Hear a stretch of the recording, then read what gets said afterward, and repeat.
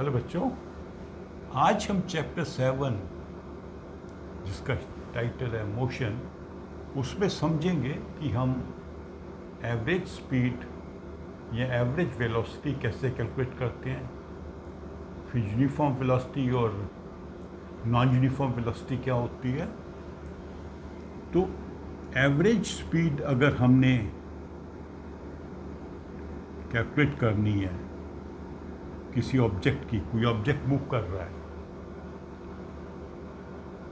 तो उसका फॉर्मूला होगा distance upon time.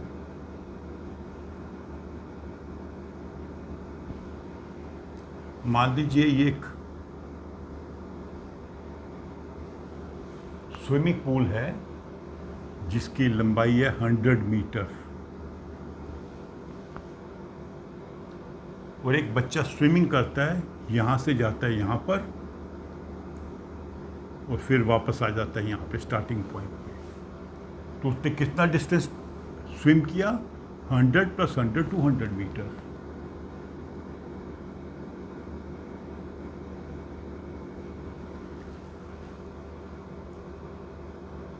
To 100 metre उसने मान लीजिए स्विम किया 60 सेकेंड्स में। तो 60 सेकेंड से हम उसको डिवाइड कर देंगे तो क्या बनेगा इसका 10/3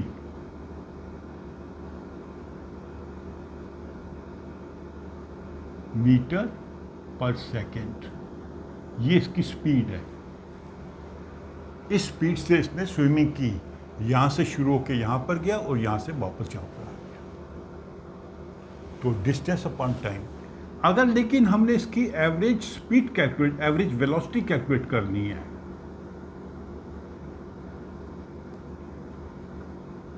तो वेलोसिटी में मैंने आपसे कहा था कि दो चीज़ें इंपॉर्टेंट होती हैं।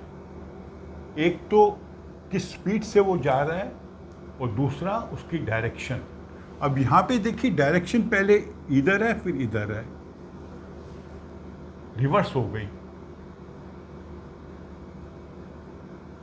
ठीक है, तो इसमें सिंपलर मेथड ये होता है कि हम डिस्प्लेसमेंट, यहाँ पे डिस्टेंस था, यहाँ पे डिस्प्लेसमेंट अपॉन टाइम। अब डिस्प्लेसमेंट अगर आपने मेरी पहली वीडियो अच्छे से समझी है और देखी है तो आप समझ गए होंगे। डिस्प्लेसमेंट का मतलब है कि स्टार्टिंग पॉइंट से लेके फाइनल पॉइंट तक बीच का शॉर्टेस्ट डिस्टेंस।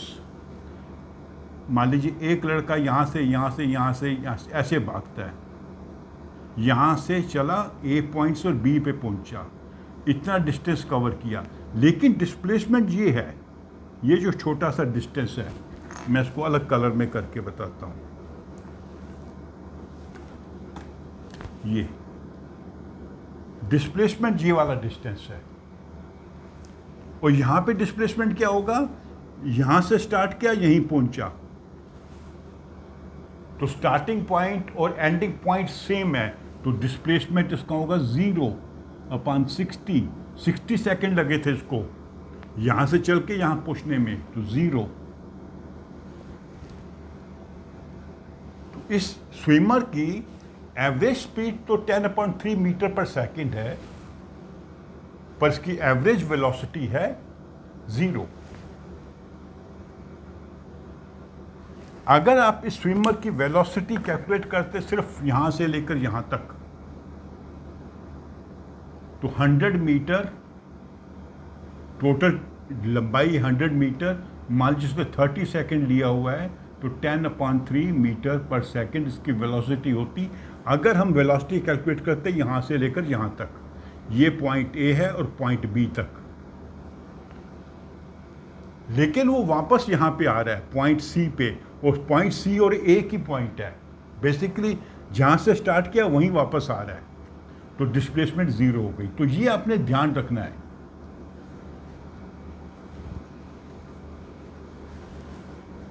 एक और आपको ऐसे क्वेश्चन समझा देता हूँ। तो मान लीजिए एक रनर भागता है पॉइंट ए से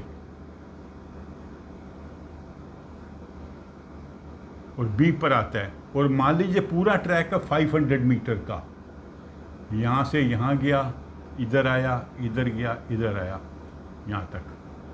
तो 500 मीटर मान लीजिए उसने किया 2 मिनट्स में, 120 सेकंड में। तो क्या हो जाएगा ये 50/12 हो जाएगा 25/6 मीटर पर सेकंड उसकी स्पीड होगी। डिस्टेंस अपॉन टाइम, ये उसकी एवरेज स्पीड है। कई बार वो तेज भागा होगा, कई बार धीरे भागा होगा, एवरेज स्पीड उसकी बनती है। लेकिन इसका डिस्प्लेसमेंट कितना है? डिस्प्लेसमेंट है इतना, मान लीजिए ये है 25 मीटर, पॉइंट ए और पॉइंट बी का डिस्टेंस है 25 मीटर। तो उसकी एवरेज वेलोसिटी क्या बनेगी? Average velocity 25/120।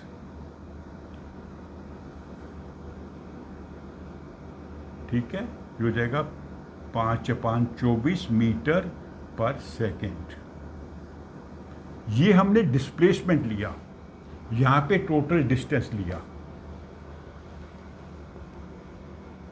तो कई बार आपको क्वेश्चन आएंगे जिसमें आपने देखना होगा कि डिस्टेंस तो ज़्यादा है लेकिन डिस्प्लेसमेंट या तो ज़ीरो है, मतलब स्टार्टिंग पॉइंट पर ही आ गया है वो ऑब्जेक्ट, या कोई धावक है या कोई स्विमर है, स्टार्टिंग पॉइंट पर ही वापस आ गया है, तो डिस्प्लेसमेंट ज़ीरो हो जाएगी। तो अगर डिस्प्लेसमेंट थोड़ी अलग से है तो आपको बताई होगी क्वेश्चन में। जैसे यहाँ पर 25 मीटर डिस्प्लेसमेंट है, पिछले क्वेश्चन में जो हमने स्विमर का किया था डिस्प्लेसमेंट ज़ीरो थी।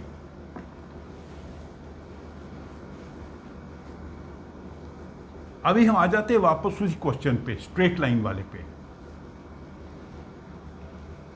तो यहां पे मान लीजिए उसकी वेलोसिटी थी u, वेलोसिटी की बात कर रहे हैं, इसको कहते हैं इनिशियल वेलोसिटी, स्टार्टिंग, जिस वेलोसिटी से स्टार्टिंग वेलोसिटी जो है इनिशियल, INI, आपको दिक्कत ना लगे, INITIAL, इनिशियल वेलोसिटी। और यहाँ पे फाइनल वेलोसिटी बढ़ गई, इसकी वेलोसिटी।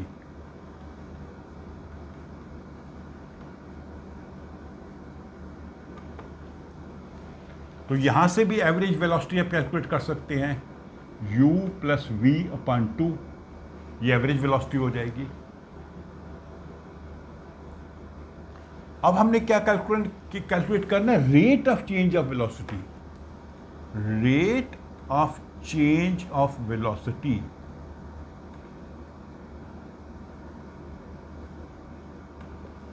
ये वेलोसिटी चेंज हो रही है तो किस रेट पर चेंज हो रही है, कितने समय लग रहा है इस वेलोसिटी को चेंज होने के लिए? तो उसके लिए एक वर्ड होता है एक्सेलरेशन,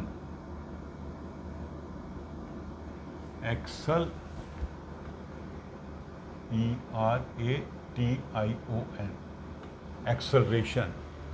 अगर आपने गाड़ियों में देखा हो तो एक एक्सेलरेटर होता है, एक्सेलरेटर दबाने से गाड़ी तेज चलती है। बाइक में भी एक्सेलरेटर होता है, एक साइड पे गियर होगा, एक साइड पे एक्सेलरेटर होगा, एक्सेलरेटर घुमाने से गाड़ी तेज होती है। तो एक्सेलरेशन मतलब हमारी वेलोसिटी बढ़ रही है, घटेगी भी कई बार, जैसे गाड़ी को रोकते हैं एक्सेलरेशन कम होगी, नेगेटिव होगी। तो एक्सेलरेशन हम कैसे कैलकुलेट करते हैं? ये रेट है, रेट ऑफ चेंज, यहाँ से आपको आइडिया लगना चाहिए। तो इसका फॉर्मूला क्या होगा? v - u/t। t क्या है? कितने समय में ये वेलोसिटी u से v बनी। मान लीजिए मैं आपको एग्जांपल देता हूँ, ये था मान लो 50 किलोमीटर पर आवर, ये था 100 किलोमीटर पर आवर। आप एक कार में मान लो बैठे हैं, तो कार में आगे एक स्पीडोमीटर लगा होता है, स्पीडोमीटर से आपने नोट किया 50 किलोमीटर पे गाड़ी चल रही है, और आपने मान लो 2 घंटे बाद, फिर 2 घंटे के बाद फिर नोट किया तो गाड़ी चल रही है 100 किलोमीटर पर आवर में। मतलब 2 घंटे में इसकी वेलोसिटी 50 किलोमीटर पर आवर से बढ़ के क्या हो गई? 100 किलोमीटर पर आवर। गाड़ी की स्पीड धीरे धीरे बढ़ती जा रही है। यहाँ पे वेलोसिटी टर्म यूज कर रहे हैं क्योंकि ये स्ट्रेट लाइन में चल रहा है। तो इसका एक्सेलरेशन कैसे निकालेंगे हम? v minus you upon T. तो v क्या है यहाँ पे? 100 फाइनल वेलोसिटी। u क्या है? 50। टाइम कितना लगा? 2 आवर्स। 50 upon 2 is equal to 25। तो इसके यूनिट्स क्या होंगे? ये बड़ा इंपॉर्टेंट है। इसके यूनिट होंगे किलोमीटर आवर स्क्वायर। टाइम का स्क्वायर। टाइम स्क्वायर कैसे बना मैं समझाता हूँ आपको। इसका यूनिट क्या था? Kilometre divided by hour. इसका भी unit kilometre divided by hour. इसको हमने टाइम से डिवाइड किया, तो किलोमीटर आवर आवर, तो ये क्या बनेगा? Kilometre oblique hour that is kilometre into hour square. ये दोनों मल्टीप्लाई हो जाएंगे, आवर स्क्वायर। तो एक्सेलरेशन का यूनिट हमेशा ऐसे होता है, या तो लिखा जाएगा किलोमीटर ओब्लिक आवर स्क्वायर। अच्छा, कई जगह आप में बुक में ऐसे भी देखेंगे किलोमीटर आवर रेज टू -2, क्योंकि 1 upon a is equal to a raise to -1, 1 upon a square is equal to a raise to -2। ये हम पढ़ चुके हैं पहले जब हमने एक्सपोनेंशियल टर्म्स को सीखा था। तो यहाँ क्या हो सकता है? मीटर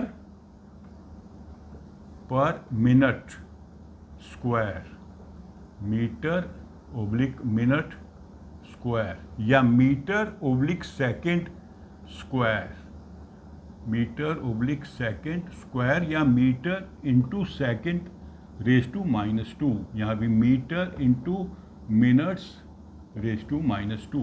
तो हमेशा एक्सेलरेशन के यूनिट में आप देखेंगे जो टाइम है, अगर आप उसको डिनोमिनेटर में लिखेंगे तो स्क्वायर, न्यूमरेटर में लिखेंगे तो -2,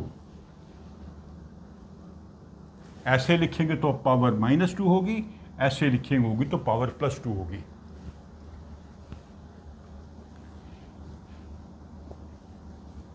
तो यहीं से एक इसका बड़ा इंटरेस्टिंग फॉर्मूला बन जाता है। Acceleration is equal to final velocity minus initial velocity upon time. शुरू की वेलोसिटी कितनी थी, फाइनल वेलोसिटी कितनी हुई? जैसे मैंने अभी आपको एग्जांपल बताया, 50 किलोमीटर पर आवर हो गया 100 किलोमीटर पावर, और कितने समय में हुआ? उस क्वेश्चन में हमने लिखा था 2 आवर्स, तो टाइम से डिवाइड करेंगे। तो इसको हम ये भी कर सकते हैं, क्रॉस मल्टीप्लाई करेंगे, a into t is equal to v minus u, या v is equal to u plus a t. इस u को हम इस साइड ले आए। तो ये एक इम्पॉर्टेंट फॉर्मूला होता है, ये आपको याद करना पड़ेगा, ये यहीं से बनाया गया है। किसी ऑब्जेक्ट की final velocity is equal to initial velocity plus acceleration into time. तो इसमें 4 वेरिएबल हैं। एक वेरिएबल है फाइनल वेलोसिटी, सेकंड है इनिशियल वेलोसिटी, थर्ड है एक्सेलरेशन, फोर्थ है टाइम। तो आपको 4 वेरिएबल में से कोई भी 3 वेरिएबल बताए गए हों तो आप चौथा कैलकुलेट कर सकते हैं। ठीक है, जैसे अभी हमने क्वेश्चन किया था, 100 kilometre per our final velocity थी, इनिशियल वेलोसिटी थी उसकी 50 किलोमीटर, और टाइम था 2 आवर्स।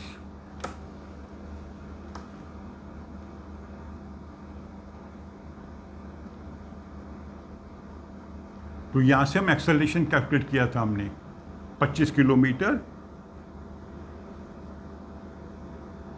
Per hour square. ठीक है, तो अगर हम ये ले लें 3 फैक्टर, तो हम चौथा कैलकुलेट कर सकते हैं। v is equal to u, यहाँ पर है 50 प्लस एक्सेलरेशन है 25, टाइम है 2 hours, 50 plus 50 is equal to 100 kilometre per hour. ये देखिए जो हमने अजम्पशन की थी वो हमने यहाँ से भी कैलकुलेट कर लिया। अगर हमें ये मालूम है, ये मालूम है और ये मालूम है, ऐसे कोई भी 3 फैक्टर आप इसमें डाल के चौथे को कैलकुलेट कर सकते हैं। ये बहुत इंपॉर्टेंट फॉर्मूला है, इसको आपको याद रखना होगा।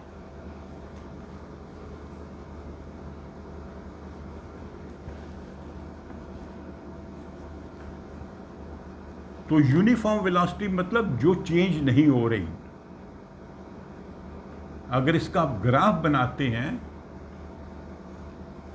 यहां पे आप लिखेंगे वेलोसिटी, यहां पे लिखेंगे टाइम। तो मान लीजिए एक कार है वो 60 किलोमीटर पर आवर की स्पीड से चली जा रही है। ये मान लीजिए 0 है, 10, 20, 30, 40, 50, 60। तो 60 की स्पीड से चली जा रही है, तो ये इसका ग्राफ बन जाएगा। हॉरिजॉन्टल लाइन का मतलब है कि एक्सेलरेशन यूनिफॉर्म है, चेंज नहीं हो रही, कोई भी टाइम हो, 1 hour, 2 hour, 3 hours, 4 hour, 5 hour, 6 hours, 7 hours, वो एक स्पीड पे चली जा रही है। यहाँ पे स्पीड हमने रखी है 60 किलोमीटर पर आवर वेलोसिटी। तो ऐसा ग्राफ बनेगा। अगर मान लीजिए उसकी वेलोसिटी बढ़ रही है, मान लीजिए u है उसकी 20 किलोमीटर और v है 60 किलोमीटर आफ्टर 3 आवर्स, 3 घंटे के बाद में।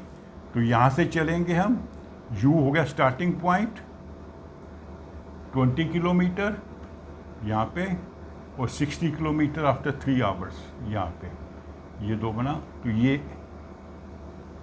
ये लाइन बनी आपकी वेलोसिटी की, जहाँ पे स्टार्टिंग वेलोसिटी है 20, फाइनल है 60 और टाइम है 3 आवर्स। 3 के बाद हमने 60 पे किया।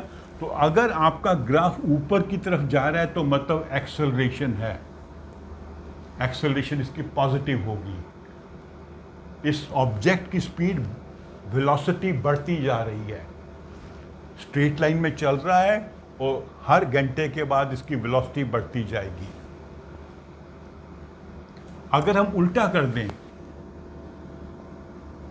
इनिशियल वेलोसिटी है 60, फाइनल है मान लो 0 आफ्टर 4 आवर्स, मतलब ये गाड़ी चलते चलते रुक रही है। तो स्टार्टिंग है 60 और 4 घंटे के बाद है 0, यहाँ पे आएगा ये। तो वेलोसिटी की लाइन अगर नीचे की तरफ जा रही है तो मतलब गाड़ी धीरे हो रही है, ऑब्जेक्ट धीरे हो रहा है, इसकी एक्सेलरेशन जो होगी वो होगी नेगेटिव। नेगेटिव होने से गाड़ी धीरे धीरे या ऑब्जेक्ट धीरे धीरे स्लो होता जाएगा और अंत में रुक जाएगा 4 घंटे के बाद। स्टार्टिंग पॉइंट पे 60 किलोमीटर थी इसकी वेलोसिटी और 4 घंटे के बाद 0 हो गई। तो आपने समझना है कि अगर वेलोसिटी का ग्राफ स्ट्रेट है तो यूनिफॉर्म, ऊपर की तरफ जा रहा है तो उसकी वेलोसिटी बढ़ रही है, नीचे की तरफ जा रहा है तो वेलोसिटी कम हो रही है।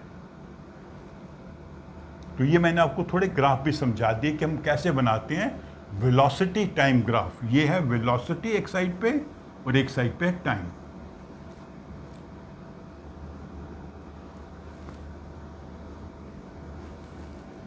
तीनों ग्राफ एक साइड बना देता हूं।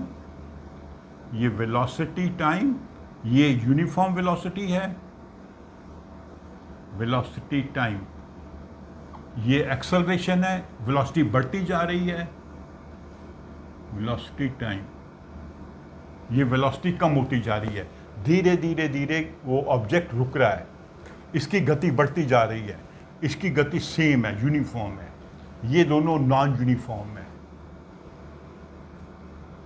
इस तरह के ग्राफ होंगे। अगर एक ही ऑब्जेक्ट को ले, मान लीजिए एक ऑब्जेक्ट चला, उसकी स्पीड मान लीजिए 0, वेलोसिटी 0 है, फिर वो थोड़ी बढ़ी, फिर उसके बाद में यूनिफॉर्म हो गई, फिर रुकी। ये बिल्कुल रुकी हुई ऑब्जेक्ट, रुका हुआ ऑब्जेक्ट, चलना शुरू हुआ, वेलोसिटी बढ़ी, फिर वेलोसिटी यूनिफॉर्म है, फिर वेलोसिटी कम हुई और अंत में रुक गया। यहाँ पे एक्सेलरेशन है पॉजिटिव, यहाँ पे ज़ीरो एक्सेलरेशन, यहाँ पे एक्सेलरेशन नेगेटिव होगी, यहाँ पे एक्सेलरेशन नेगेटिव होगी, यहाँ पे एक्सेलरेशन पॉजिटिव होगी। पॉजिटिव होने से उसकी गति बढ़ रही है, नेगेटिव होने से गति घट रही है। यहाँ पे सेम वेलोसिटी पे चल रहा है, यूनिफॉर्म वेलोसिटी पे चल रहा है।